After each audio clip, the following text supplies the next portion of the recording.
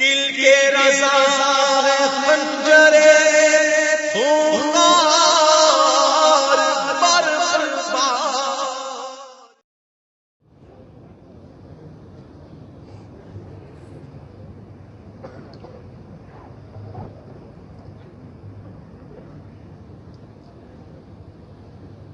نحمده ونصلي ونسلم على حبيبه الكريم أما بعد أعوذ بالله من الشيطان الرجيم بسم الله الرحمن الرحيم إنما يخشى الله من عباده العلماء سبحان اللہ سبحان اللہ صدق الله العظيم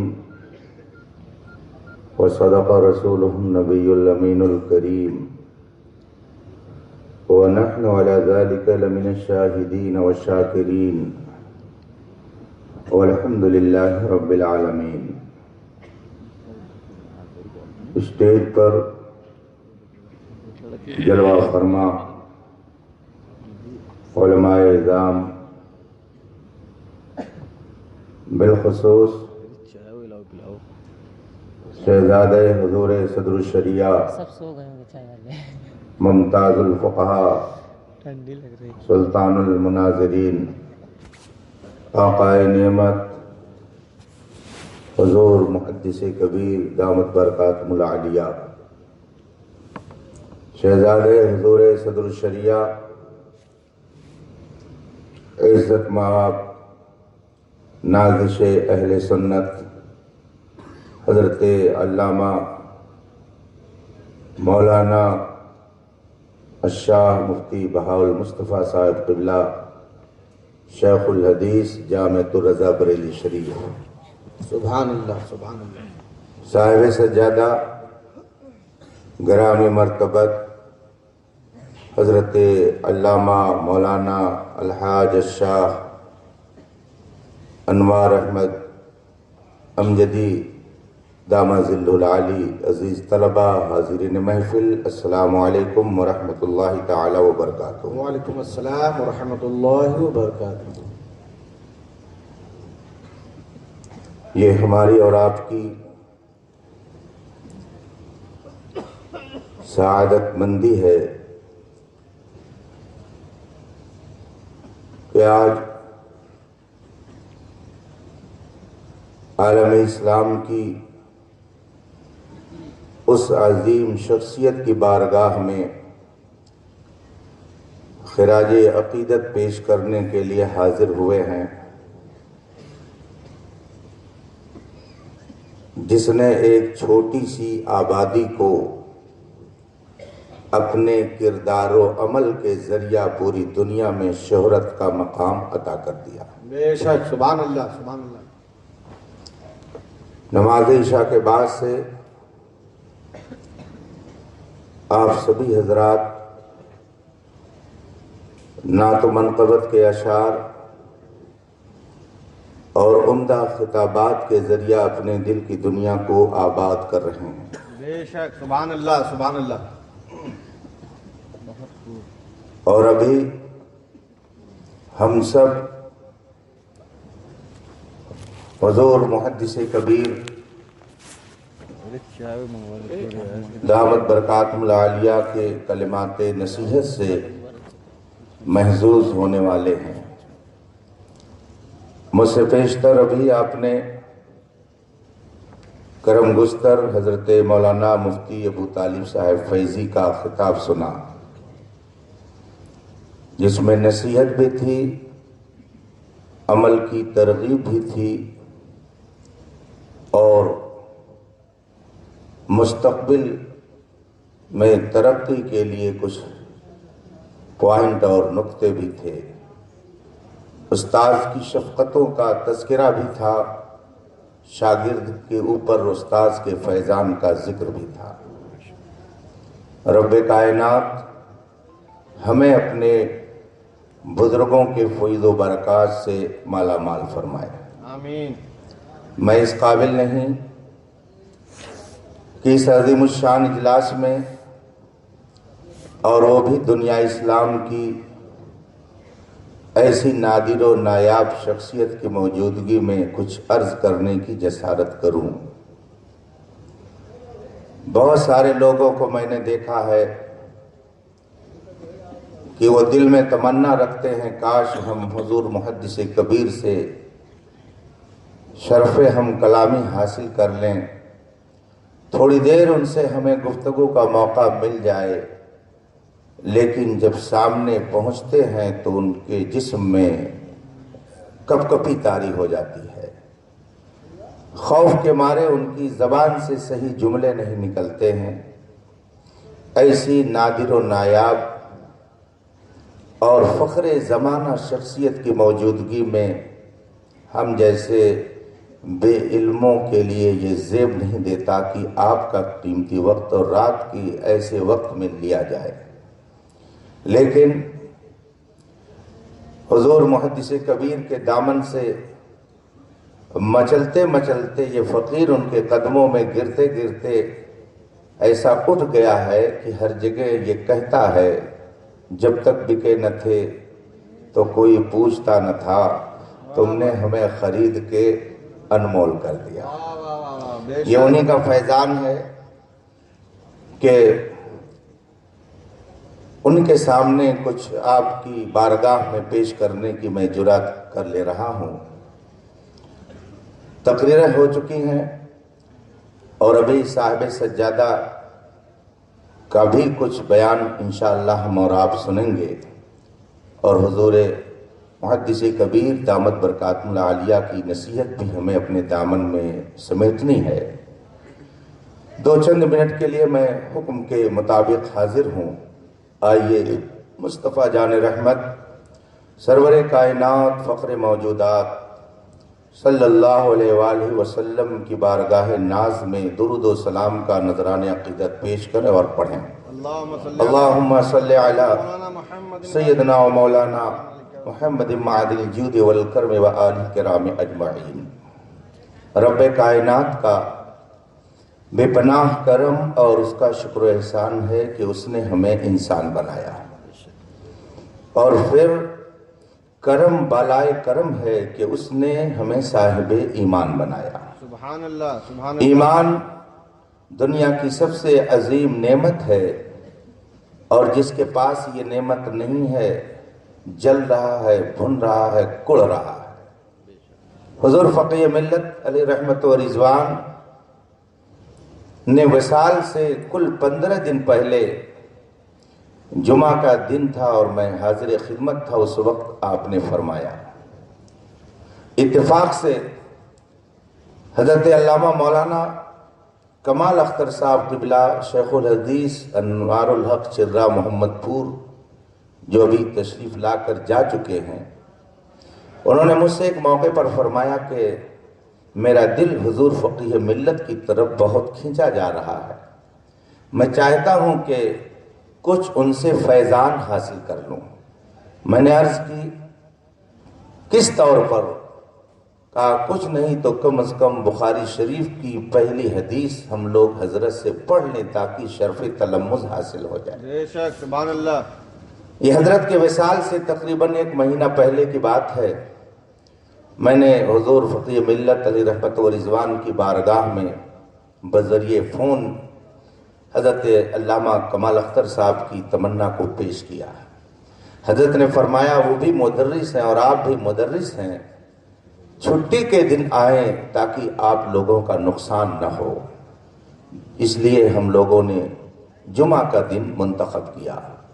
جمعرات کو یہاں آ گئے۔ جمعہ کی صبح کو دارالفتہ میں حضور فقیہ ملت رحمت اللہ تعالی علیہ نے مجھے اور حضرت مولانا کمال اختر صاحب کو بخاری شریف کی پہلی حدیث پڑھا کر اپنے شاگردوں میں شامل کیا۔ سبحان اللہ۔ نماز جمعہ کے لیے ہم لوگ گئے، جمعہ کی نماز ہوئی اور اسی دارالفتہ کے دروازے پر کرسی لگا کر حضرت بیٹھ گئے۔ ہم دونوں اور 2-1 لوگ اور اس وقت موجود تھے، کھڑے ہوئے، کچھ واعظ و نصیحت کی باتیں ہونے لگیں۔ اس درمیان حضرت نے بہت ساری نصیحت کی باتیں فرمائیں۔ یہ انتقال سے کل 15 دن پہلے کی بات ہے۔ اس میں حضرت نے فرمایا مولانا कोढ़ी से कोई नहीं जलता, हुस्न वाले से ही लोग जलते हैं। बेशक सुभान और अल्लाह। जिसके अंदर जितना ज्यादा हुस्न होता है उसके जलने वाले भी उतने ही ज्यादा होते हैं। फिर आपने फरमाया कि इस पूरी कायनात में रसूल पाक सल्लल्लाहु अलैहि वसल्लम से बढ़कर किसी के पास हुस्न नहीं। इल्म का हुस्न हो, चाहे जिस्मानी हुस्न हो या और किसी तरीके का हुस्न हो, रसूल कायनात से बढ़कर इस कायनात में किसी के पास हुस्न नहीं। इसलिए इंसानों में जलने वाले भी उन्हीं से सबसे ज्यादा पाए जाते हैं। आप खुद देख लीजिए, आगे हजरत फरमाते हैं जितने बेकलमा हैं अगर वो जलते नहीं तो कलमा पढ़ लेते हैं, वो जलते हैं, नफरत करते हैं, जलन में नबी का इनकार करते हैं। फिर जो कलमा पढ़ते हैं उनमें भी आप देख लीजिए, वहाबी उनसे जले, कभी उनके इल्म पर नुक्ताचीनी करे, कभी उनके इख्तियार पर नुक्ताचीनी करे। देवबंदी को देख लीजिए, रसूल पाक के इल्म की तौहीन करता है, कभी उनकी जिंदगी को मौजूए बहस बनाता है। आप देख लीजिए शियों को, राफिजियों को किस कदर नबी की शान में गुस्ताखियां करते हैं। ये वो है कि जो लोग कलमा पढ़ते हैं। इन तमाम फितनों के हुजूम में अगर मुस्तफा जान रहमत को दिल से कोई तबका मानता है तो वो है जिसे अहले सुन्नत व जमात कहा जाता है। बेशक सब उनसे जलते हैं मगर मुस्तफा जान रहमत के सच्चे शैदाई मसल के अहले सुन्नत के मानने वाले, मसल के आला हजरत पर चलने वाले, ये उनसे जलते नहीं हैं बल्कि उनके ऊपर अपने आप को कुर्बान करते हैं। सुभान अल्लाह सुभान हुजूर अल्लाह, फकीह सुभान मिल्लत अल्लाह। रहमतुल्लाह ताला अलैह ने विसाल से 15 दिन पहले ये बातें जो बयान की तो आज तक उस बयान की कैफियत मेरे जहन में मौजूद है। हुजूर फकीह मिल्लत रहमतुल्लाह ताला अलैह ने एक मौके पर मुझसे फरमाया, मौलाना मेरे पास कोई कुव्वत नाफिजा नहीं है, मेरे पास कोई पुलिस नहीं है, मेरे पास कोई फोर्स नहीं है, लेकिन मेरा फतवा जहां जाता है वहां के लोग उस पर अमल करते हैं। क्यों आखिर लोग उस पर अमल करते हैं? यहां से फतवा अगर चला गया, जलालुद्दीन अमजदी ने अगर फतवा लिखा है तो लोग उस पर क्यों अमल करते हैं? जबकि मेरे पास न फौज है न लश्कर है। बात यह है कि जहां फतवा मेरा जाता है वहां के लोग ये जानते हैं कि जलालुद्दीन जो फतवा देता है उसी के मुताबिक वो अमल भी करता है। एक मौके पर हजरत ने मुझसे फरमाया, मौलाना कोई बरेली के फतवे की मुखालफत करे तो करे, हम जिंदगी में कभी बरेली के फतवे की मुखालफत नहीं कर सकते हैं। हमारा फतवा वही होगा जो मरकज़ अहले सुन्नत का फतवा होगा, हमारा तरीका वही होगा जो इमाम अहले सुन्नत का तरीका होगा।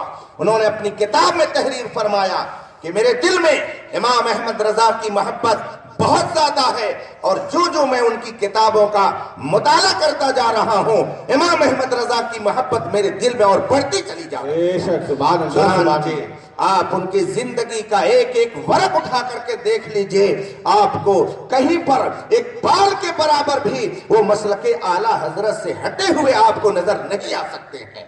यही वजह है कि वो दुनिया में ऐसे महबूब बन करके रहे। दुनिया में अल्लाह ने उनको वो मकाम दिया कि दुनिया के बेशुमार खित्तों में लोगों ने उनको अकीदत तो मोहब्बत की नजर से देखा। वो मुझसे फरमाने लगे, मेरे पास पाकिस्तान से खुतूत आए, आपकी किताबें यहाँ छप रही हैं, बड़ी अहमियत की नजर से देखी जाती हैं, आप पाकिस्तान आइए। मगर मैंने सोचा कि मैं अगर इतना लंबा सफर करूंगा तो मेरा तहरीरी काम रुक जाएगा। अगर मैं एक लंबे सफर पे चला जाऊंगा तो हो सकता है उस दरमियान में कोई किताब लिख लूं। मैंने एक मर्तबा अर्ज की, हुजूर सिलसिले इरादत बढ़ा दिया जाए, मुरीदीन का हल्का बढ़ जाए, लोग मुरीद होना चाहते हैं। हुजूर फकीह मिल्लत रहमतुल्लाह अलैह ने मुझसे फरमाया कि अगर मैं मुरीद करता रहूंगा तो मेरे पास मुरीद फोन करेगा, खत लिखेगा, हुजूर यहाँ दर्द हो रहा है तावीज बना दीजिए, यहाँ परेशानी है तावीज बना दीजिए, तो मैं लोगों का तावीज ही लिखता रह जाऊंगा। और ये किताबें जो मंजर आम पर आ रही हैं, जिससे पूरी दुनिया फैज पा रही है, ये अजीम काम मुझसे नहीं हो सकेगा। इसलिए मुझे हल्के इरादत नहीं बढ़ाना है बल्कि दुनिया से جانے کے بعد بھی لوگوں کی رہنمائی کا کام انجام بے دیتا شک نعرے تکبیر، نعرے رسالت، فیضان فقیہ ملت، فیضان اعلی حضرت۔ کتابوں سے اپنے تو اپنے ہیں، بیگانے بھی خوب فیض یاب ہو رہے ہیں۔ میں جس وقت باندہ شہر میں پڑھاتا تھا، اتفاق سے ایک دن ایک چوراہے پر کھڑے ہو کر گفتگو ہونے لگی، درمیان میں ایک غیر مسلم نوجوان آ کر کھڑا ہو گیا۔ اس نے گفتگو کے دوران کہا کہ میں نے آپ کی ایک دھارمک کتاب پالی ہے، اس کو میں پڑھتا ہوں، مجھے بہت سکون ملتا ہے۔ میں نے اپنے سرہانے وہ کتاب رکھی ہے، رات میں جب میں سونے جاتا ہوں تو سونے سے پہلے اپنی اس کتاب کو تھوڑی دیر پڑھتا ہوں، جس میں اسلام کے بہت اچھے اصول بیان کیے گئے ہیں، بہت پیاری پیاری باتیں اس کے اندر بیان کی گئی ہیں۔ میں اس کتاب کو پڑھتا ہوں۔ ایک دوسرے صاحب جو میرے بغل میں کھڑے تھے، انہوں نے پوچھا کہ وہ کون سی کتاب ہے جس کا آپ مطالعہ کرتے ہیں، جس سے آپ اس قدر متاثر ہیں، جس سے آپ اسلام کی عظمتوں کا اعتراف کر رہے ہیں، وہ کون سی کتاب ہے؟ اس نوجوان نے کہا اس کتاب کا نام ہے انوار الحدیث، ہندی کی وہ کتاب، ایک کوئی مفتی جلال الدین امجدی ہے، انہوں نے اس کتاب کو لکھا ہے۔ میں جب وہ کتاب پڑھ کر کے رات میں سوتا ہوں تو مجھے بہت سکون ملتا ہے۔ اس کتاب کے اندر زندگی گزارنے کا طریقہ بتایا گیا ہے، ایک انسان کیسے زندگی گزارے، پڑوسیوں کے ساتھ کیسا سلوک کرے، اس کتاب کے اندر یہ سارے بہترین اصول بیان کیے گئے ہیں۔ اسی لیے میں اس کتاب کو روزانہ کچھ نہ کچھ پڑھتا ہوں، پھر اطمینان سے میں سو کر کے اپنے دل کو سکون حاصل کرتا ہوں، سکون دیتا ہوں۔ بے شک بے شک۔ میرے بھائیوں، میرے عزیز طلبہ، آج کے اس پرفتن دور میں حضور فقیہ ملت رحمت اللہ تعالیٰ علیہ کی تعلیمات ہمارے لیے مشعل راہ ہے۔ ہم نے اگر ان کی زندگی کا مطالعہ کیا اور صرف انہیں ایک عالم کی حیثیت سے دیکھا اور ان کی کتابوں کو اگر ہم نے صرف اسی حیثیت سے پڑھ لیا تو ہمیں بہت کچھ فیضان ملے گا۔ صرف اتنا کہہ دینا کہ حضور فقیہ ملت کا میں شاگرد ہوں، حضور فقیہ ملت کا میں داماد ہوں، حضور فقیہ ملت کا میں فلاں ہوں، اتنے سے کام نہیں چلے گا۔ حضور فقیہ ملت کا جو مشن تھا، حضور فقیہ ملت زندگی بھر جس مشن کو لے کر چلے، ہم سب اگر اس کو آگے بڑھائیں گے تو انشاءاللہ دنیا میں بھی سرخرو رہیں گے اور آخرت میں بھی سرخرو رہیں گے۔ بے شک بے شک۔ حضور فقیہ ملت علیہ رحمت و رضوان کے پاس اتفاق سے ایک موقع پر اڑیسہ سے کسی نے ایک سوال کیا، کسی غیر مقلد نے کچھ بکواس کی تھی، ایک پتلا سا رسالہ لکھ کر حضور فقیہ ملت رحمت اللہ علیہ نے مجھ کو جمدہ شاہی سے بلایا، میں حاضر ہوا۔ حضرت نے فرمایا کہ اس کا تمہیں جواب لکھنا ہے۔ اس نے لکھی تھی ایک کتاب جس کا نام تھا اسلام کی باتیں، تو حضور فقیہ ملت نے فرمایا اس کے جواب میں تمہیں کتاب لکھنی ہے۔ میں نے لکھا ایمان کی باتیں۔ وہ کتاب پتلی سی، پتلا سا وہ ایک رسالہ تھا۔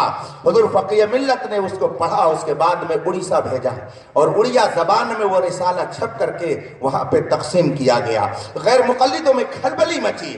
حضور فقیہ ملت کے پاس سنیوں نے وہاں سے خبریں بھیجی کہ حضور انہوں نے جو کتاب لکھی تھی اس کا جواب جو ادھر سے گیا، اہل سنت کا چہرہ دھمک رہا ہے، اہل سنت کے لوگ فخر سے سر اونچا کر کے چل رہے ہیں۔ ایک موقع پر جب میں اوجھا گنج حاضر ہوا، حضور فقیہ ملت رحمت اللہ تعالیٰ علیہ نے فرمایا کہ آپ کی لکھی ہوئی کتاب، آپ کا رسالہ بہت مقبول ہوا، اور میں یہ دیکھ رہا ہوں، میری نظریں دیکھ رہی ہیں کہ ایک زمانہ ایسا آئے گا کہ اگر آپ یوں ہی دین کی اور مسلک کی خدمت کرتے رہیں گے تو پورے ہندوستان میں رب قدیر آپ کو عزت عطا فرمائے گا۔ حضور فقیہ ملت نے اپنی عارفانہ زبان سے جو ارشاد فرمایا، آج میں اسے اپنے ماتھے کی آنکھوں سے دیکھ رہا ہوں، اور یہ میں سمجھتا ہوں کہ جو مسلک اعلیٰ حضرت پر جتنی مضبوطی سے قائم رہے گا، انشاءاللہ رب قدیر کے کرم سے اس کو اتنی ہی زیادہ بلندیاں ملتی رہیں گی۔ حضور فقیہ ملت نے زندگی بھر اتباع شریعت کر کے، مسلک کی اشاعت کر کے دنیا والوں کو جو پیغام دیا ہے، ہم کو اس پر عمل کرنا چاہیے۔ رب قدیر اپنے محبوبوں کے صدقے میں ہمارے اور آپ کے ایمان کی حفاظت فرمائے۔ حضور فقیہ ملت کی زندگی کا ایک ایک گوشہ ہمارے لیے رہنمائی کا سامان ہے۔ اگر ہم نے ان کی زندگی کے ایک گوشے کو پڑھ کر کے اور اس پر عمل کرنا شروع کر دیا۔ حضور علامہ شیخ القرآن صاحب علیہ رحمہ جو میرے استاد اور مجھ جیسے بہت سارے لوگوں کے استاد غالباً حضور محدث کبیر دامت برکات اللہ عالیہ کے ہم سبق یا کچھ آگے پیچھے رہے ہوں گے. ان کا وصال ابھی 4-6 سال پہلے ہوا. ایک موقع پر میں ان کی خدمت میں حاضر تھا جس وقت وہ روناہی درس و تدریس کا کام انجام دے رہے تھے. تو حضرت شیخ القرآن صاحب نے فرمایا کہ فقیہ ملت مفتی جلال الدین صاحب کے پاس آلے تزیے اوقات تو بالکل نہیں تھا. آلے تزیے اوقات تو بالکل نہیں تھا. یعنی ان کے پاس وقت کو ضائع کرنے کا اور برباد کرنے کا کوئی سامان نہیں تھا. وہ ایک ایک منٹ کو اتنا قیمتی سمجھتے تھے کہ اس قیمتی وقت میں جو انہوں نے کام کر لیا اسی کا نتیجہ ہے کہ آج دنیا میں ان کا نام روشن ہے اور انشاءاللہ صبح قیامت تک یوں ہی روشن رہے گا. بے شک. سبحان اللہ سبحان اللہ. رب قدیر ان کے فیض و برکات سے ہم سب کو مالا مال فرمائے. آمین آمین. میرے عزیز طلبہ، آپ کو پڑھتے پڑھاتے ہیں، سنتے اور سناتے ہیں. قرآن پاک میں اللہ ارشاد فرماتا وَزَيَّنَّا السَّمَاءَ بِمَصَابِيحَ، ہم نے آسمان کو ستاروں سے مزین کر دیا ہے. آسمان اور اس میں یہ قندیل ہیں، یہ چراغ، یہ شمعیں جو آسمان میں جل رہی ہیں، جو آسمان میں یہ جھلملا رہے ہیں تارے، اس کی حکمتیں بیان کی گئی ہیں کہ اس کے ذریعہ آسمان کی خوبصورتی میں اللہ نے اضافہ فرمایا ہے اور اسی کے ساتھ ساتھ دنیا والوں کو سفر اور منزل کی طرف جاننے کے لیے اسے ایک ذریعہ بنایا ہے. روشنی ستاروں سے جو ہوتی ہے، چاند سورج سے جو ہوتی ہے، انسان آج نہیں بلکہ قدیم زمانے میں اسی کے ذریعہ راستہ طے کیا کرتا تھا. جب سمندر میں کشتی لے کر کے لوگ جاتے تھے تو نہ اس وقت ٹارچ لوگوں کے پاس، نہ چراغ، بلکہ وہ ستارے چاند سورج کی روشنی سے ہی وہ سمت متعین کرتے تھے اور منزلیں طے کرتے تھے. آسمان کے یہ ستارے یہ روشنی دینے کے لیے ہیں، زیب و زینت کے لیے ہیں. جس طریقے سے رب قدیر نے آسمان کی زیب و زینت کے لیے ستاروں کو بنایا اور ستاروں کے ذریعہ انسانوں کو راستہ چلنے کا شعور عطا کیا، اسی طریقے سے رب قدیر نے اس زمین پر بہت سارے آفتاب و ماہتاب اور ستاروں کو پیدا فرمایا. یہ وہی علماء ربانیین ہیں جو چاند سورج ستارے ہیں جن کے ذریعہ انسان شریعت کی منزل کو آسانی سے طے کر سکتا ہے. جب تک یہ رہیں گے تب تک یہ منزل آسانی سے طے ہوتی رہے گی. اگر یہ نہیں رہیں گے تو پھر کائنات کا نظام بھی درہم برہم ہو جائے گا. کیا آپ نے نہیں پڑھا؟ رسول کریم صلی اللہ علیہ وسلم نے ارشاد فرمایا ان اللہ لا يقبض العلم انتزاعا ينتزعه من العباد ولكن يقبض بقبض العلماء حتى اذا لم يبق عالم اتخذ الناس رؤوسا جهالا فسئلوا فافتوا بغير علم فضلوا واضلوا. صدق رسول اللہ صلی اللہ علیہ وسلم. میرے آقا ارشاد فرماتے ہیں اللہ تبارک و تعالی قرب قیامت میں علم اٹھا لے گا، لیکن علم یوں نہیں اٹھے گا کہ لوگوں کے سینوں سے علم کو کھینچ لیا جائے. ایسا نہیں ہوگا کہ علم اٹھ جائے گا تو مطلب اس کا یہ ہے کہ سینوں سے علم سلب کر لیا جائے گا. وَلَكِنْ يَقْبِضُ بِقَبْضِ الْعُلَمَاءِ. اللہ علم کیسے اٹھائے گا کہ علم والوں کو اٹھا لے گا. جو سچے علم والے ہیں وہ ایک ایک کر کے اٹھتے چلے جائیں گے. آپ مجھے بتائیے اعلیٰ حضرت دنیا سے تشریف لے گئے، کیا آج تک کسی کی آنکھ نے اعلیٰ حضرت جیسا کسی کو دیکھا؟ حضور حجت الاسلام تشریف لے گئے، کیا حجت الاسلام جیسا کوئی نظر آیا؟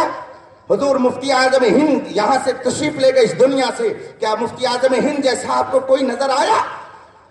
حضور صدر الشریعہ اس دنیا سے تشریف لے گئے، کیا حضور صدر الشریعہ جیسا آپ کو کوئی نظر آیا؟ حضور حافظ ملت تشریف لے گئے، حضور مجاہد ملت تشریف لے گئے، کیا ان جیسا آپ کو کہیں نظر آیا کوئی؟ یاد رکھو اللہ کے رسول سرور کونین نے فرمایا ہے کہ علم اٹھتا چلا جائے گا. قیامت جب قریب ہوگی تو علماء جو سچے عالم ہیں وہ اٹھتے چلے جائیں گے. حتی اذا لم یبق عالم، یہاں تک کہ جب عالم نہیں رہ جائے گا تو اتخذ الناس رؤوسا جہالا، تو لوگ جاہلوں کو اپنا امیر بنائیں گے، جاہلوں کو اپنا پیشوا بنائیں گے، جاہلوں کو اپنا قائد بنائیں گے اور انہی سے مسئلہ پوچھا جائے گا. وہی جاہل مسئلہ بتائیں گے. فَأَفْتَوْا بِغَيْرِ عِلْمٍ، تو اپنی بڑائی کو چھپانے برقرار رکھنے کے لیے وہ بغیر کچھ سمجھے بوجھے اٹکل بچو جو چاہیں گے فتوا دیں گے، جیسا چاہیں گے وہ مسئلہ بتائیں گے. فَضَلُّوا وَأَضَلُّوا، وہ خود بھی گمراہ ہوں گے اور قوم کو بھی گمراہ کریں گے۔ آج ہم اپنے باتیں کی آنکھوں سے دیکھ رہے ہیں کہ جس علاقے سے سچے علماء اٹھ گئے، لوگوں نے جاہلوں کو اپنا امیر بنا لیا اور انہی جاہلوں نے فتویٰ ایسے ڈھنگ سے دینا شروع کیا کہ قوم کے اندر اتنی تباہی و بربادی آئی کہ اسی تباہی و بربادی میں مودی جیسے آدمی نے بھی ہاتھ دھلنا شروع کر دیا، وہ بھی مفتی بن گیا، اس نے بھی فتویٰ دینا شروع کر دیا۔ ابھی چند مہینے پہلے اس نے ایک فتویٰ جاری کیا کہ اسلام میں عورت کے لیے یہ حکم ہے کہ وہ اگر حج کرنے جائے تو اس کے لیے کوئی نہ کوئی محرم ساتھ میں ہونا چاہیے، اجنبی یا کسی محرم کو لیے بغیر وہ حج کے لیے نہیں جا سکتی، لیکن ہماری طرف سے اجازت ہے، اگر 45 سال سے اوپر کی ہے تو وہ حج کرنے کے لیے بغیر محرم کے بھی جا سکتی ہے۔ یہ فتویٰ کس نے دیا؟ یہ مودی صاحب نے ابھی فتویٰ دیا، چونکہ وہ سمجھ گئے کہ اگر ہم صوفیوں کی قیادت کر سکتے ہیں تو فتویٰ کیوں نہیں دے سکتے ہیں؟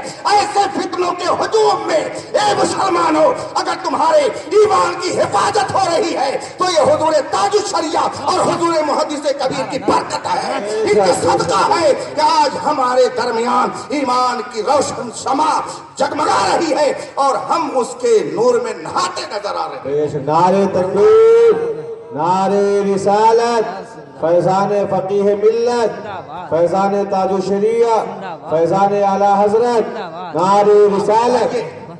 امام احمد رضا کے وفاداروں نے نہ کبھی مذہب و مسلک کا سودا کیا اور نہ کبھی قوم کا سودا کیا، لیکن ہمیں دیکھ رہے ہیں غیر مقلدوں نے شریعت کا سودا کیا۔ یہ 3 طلاق کا مسئلہ جگہ جگہ اسٹیج پر بیان ہو رہا ہے، اس کی حقیقت یہی ہے کہ اس میں سب سے اہم رول غیر مقلدوں نے ادا کیا، سب سے اہم رول ان کا ہے۔ انہوں نے ایسی خواتین کی حوصلہ افزائی کی، پیسے دے کر کے ان کو کورٹ تک پہنچایا، جس کا نتیجہ آج یہ ہے کہ آج جس گلی میں آپ گزریے آپ کو 3 طلاق کے تعلق سے رکشاوان بھی پوچھ رہا ہے کہ یہ 3 طلاق کا مسئلہ کیا ہے۔ غیر مسلم طلاق کے مسئلے میں اتنی دلچسپی رکھ رہا ہے کہ رکشہ چلا رہا اور پوچھ رہا ہے کہ 3 طلاق کا مسئلہ حل ہوا کہ نہیں حل ہوا۔ میں نے کئی جگہ یہ بات عرض کی کہ بھائی ایسا ہے، طلاق کا مسئلہ تو بعد میں آتا ہے، پہلے نکاح کا مرحلہ ہے، جس کے جو لوگ نکاح کے بارے میں نہیں جانتے ہیں، جن کو نکاح کے تعلق سے کچھ نہیں معلوم ہے، جسے شادی بیاہ کا تجربہ نہیں ہے، وہ بھلا طلاق کی اہمیت کو کیا سمجھ سکتے ہیں؟ اس لیے ان سے کہیے کنارے سے کبھی اندازے طوفان نہیں ہوتا، محبت کو سمجھنا ہے تو نہ سے خود محبت کر، کلمہ پڑھ لے، نکاح کر لے، پھر تجھے سمجھ میں آئے گا کہ طلاق کا فلسفہ کیا ہے۔ بے شک بے شک، سبحان اللہ۔ ابھی آپ نے دیکھا بہت خوب کہ شیعوں نے ضمیر فروشی کر ڈالی کہ وہاں کچھ بھی بنے ہمیں کوئی مطلب نہیں، بلکہ یہاں تک کہہ دیا بن جائے دوسری چیز تو یہی ہمارے لیے بہتر ہے۔ اور ابھی چند ہفتہ پہلے مسلم پرسنل لا بورڈ کے صدر نے یہ کہہ دیا، اور وہ صدر کہیں بریلوی مکتبہ فکر کا نہیں تھا، دارالعلوم ندوۃ العلماء کا ایک اعلیٰ استاذ، مسلم پرسنل لا بورڈ کا صدر، اور وہ سودا کر رہا ہے مسجد کا کہ اس کی جگہ پر کچھ اور بنا دیا جائے، مسجد کہیں اور بنا دی جائے۔ رافضیوں نے یوں سودا بازی کی، دیا بنا نے یوں سودے بازی کی۔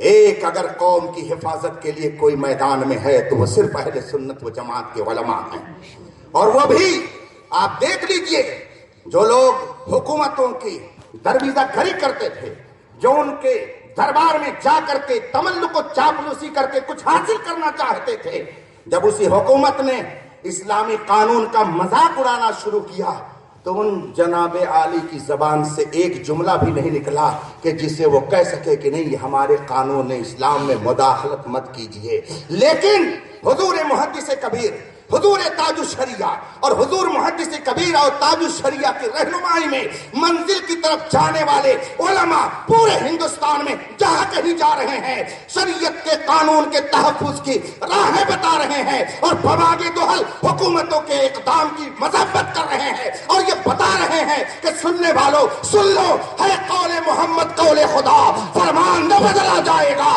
بدلے گا زمانہ لاکھ مگر قرآن نہ بدلا جائے گا۔ بے شک، سبحان اللہ۔ نعرے تکبیر، نعرے رسالت، عرس فقیہ ملت سبحان اللہ حضور فقیہ ملت علیہ رحمت و رضوان نے بہت ساری مشکلات کا سامنا کر لیا مگر حق سے ایک قدم پیچھے نہ ہوئے.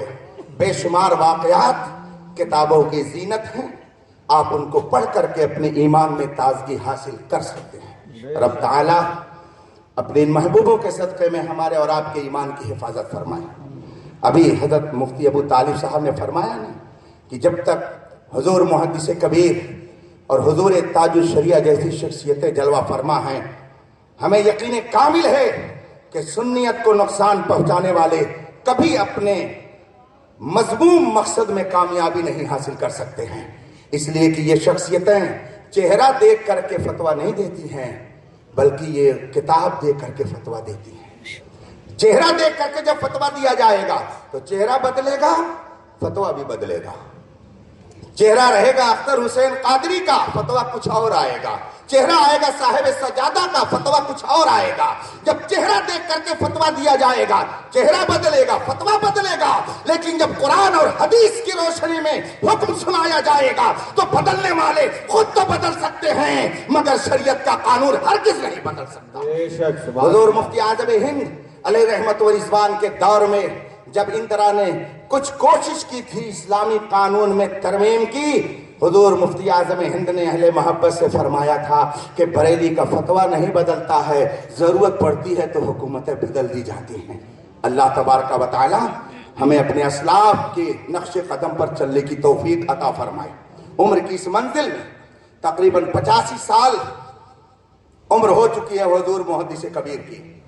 پورے ہندوستان میں نظر دوڑائیے اور مجھ کو آپ بتائیے پورے ہندوستان کے اندر کون ایسا عالم اہل سنت ہے کہ جو مشکلات برداشت کر کے لوگوں کے مسائل کو سلجھائے اور جو بلائے وقت اگر رہے تو وہاں پہنچ جائے.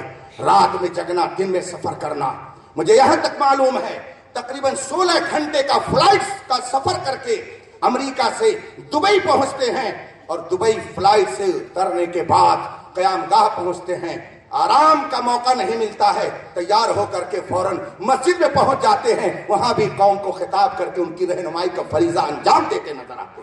آپ اگر یہاں سے 2 گھنٹے کا سفر کر کے واپس آئیں تو کہتے بہت تکان ہے, بہت تکان ہے, بہت تھک گیا ہوں, کیا کروں, رات پر جگ گیا ہوں. لیکن رات بھی جگنا, دن بھی جگنا, موقع اگر مل جائے تو تھوڑی دیر سفر میں سو لینا. مگر چہرے کی رنگت بتا رہی ہے کہ یہ تازگی, یہ نور علم کی تازگی ہے, یہ تازگی, یہ ولایت کے کرامت کی تازگی ہے. یہی وجہ ہے کہ جدھر چاہتے ہیں لوگ اپنی پلکیں بچھاتے نظر آتے ہیں. ان کا سایہ, ایک تجلی, ان کا نقش پا چراغ, یہ جدھر گزرے ادھر ہی روشنی ہوتی گئی. بے شک سبحان رب اللہ قدیر ان بزرگوں کے سائے کرم کو ہم پر تادیر سلامت رکھے. جب تک یہ دنیا قائم رہے گی اللہ تبارک و تعالی اپنے بندوں کو پیدا فرماتا رہے گا کہ وہ لوگوں کے ایمان کی حفاظت کا سامان فراہم کرتے رہیں. اعلیٰ حضرت نے لکھا ہے کہ کوئی نہ کوئی ضرور پیدا ہوگا کہ جو دین کا کام کرے گا, لوگوں کے ایمان کی حفاظت کا کام کرے گا, مگر وہ کیسا ہو اللہ بہتر جانے. قیامت تک ایسے لوگ پیدا ہوتے رہیں گے. لیکن یاد رکھیے یہ شخصیتیں جو ہمیں اپنے دیدار سے مشرف کر رہی ہیں, ہماری آنکھوں نے حضور مجاہد ملت کو نہیں دیکھا, حافظ ملت کو نہیں دیکھا, ہماری آنکھوں نے مفتی اعظم ہند کو نہیں دیکھا, ہماری آنکھوں نے اعلیٰ حضرت کو نہیں دیکھا. اگر آج کوئی کہہ دے کہ ہم نے اعلیٰ حضرت کو دیکھا ہے تو ہم شوق سے اسے دیکھیں گے کہ یہ آنکھیں کیسی ہیں کہ جن آنکھوں نے اعلیٰ حضرت کا دیدار کیا ہے. ہم اس پہ فخر کریں گے اور وہ بھی اپنی ذات پر فخر کرے گا کہ ہم نے اعلیٰ حضرت کو دیکھا ہے. اے سنیوں, کل تم بھی فخر کرو گے کہ ہم نے محدث کبیر کو دیکھا ہے, ہم نے صدر الشریعہ کی علمی یادگار کو دیکھا ہے, ہم نے امیر المومنین فی الحدیث کو دیکھا ہے, ہم نے اس ذات کو دیکھا ہے جس نے ہر باطل کا مقابلہ کیا اور یہ بتا دیا کہ مرد حق باطل سے ہرگز خوف کھا سکتے نہیں, سر کٹا سکتے ہیں لیکن سر جھکا سکتے نہیں. وآخر دعوانا ان الحمدللہ رب العالمین. السلام علیکم.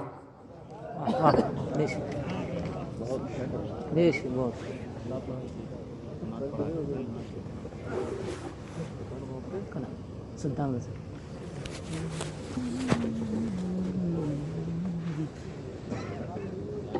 حضرات، آپ نے بہت شاندار تقریر حضرت مفتی صاحب قبلہ سے سماعت فرما لی. اب میں